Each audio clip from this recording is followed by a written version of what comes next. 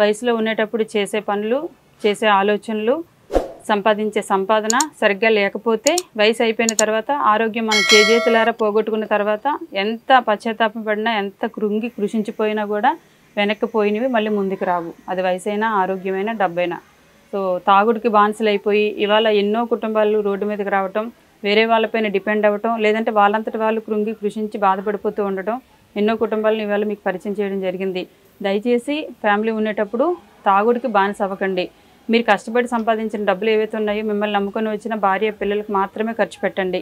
మీ సొంతంగా కూడా ఖర్చు పెట్టుకోవడానికి వినియోగించుకోండి. కానీ మీపైన డిపెండ్ అయిన ఫ్యామిలీని మాత్రం మీరు నిర్లక్ష్యం చేస్తే కనుక ఎప్పుడు ఈ రోజు ఉన్నట్టుగా చివరి రోజులు మనకి ఎప్పుడూ అందుబాటులో ఇప్పుడున్నట్టుగా తర్వాత ఉండవు. కాబట్టి అది దృష్టిలో పెట్టుకొని ప్రతి ఒక్కరూ వారి వారి కుటుంబాలని, మిమ్మల్ని నమ్ముకొని వచ్చిన ఫ్యామిలీస్ని మీరు నిర్లక్ష్యం చేయకూడదు అనేదే నా ఈ ప్రయాసానికి అర్థం మీకు చెప్పాలని అనుకుంటున్నాను. సో దయించి మీ ఫ్యామిలీకి మీరు రెస్పెక్ట్ ఇవ్వండి. మిమ్మల్ని నమ్ముకున్న పిల్లల్ని మీరు కాపాడుకోండి. Thank you.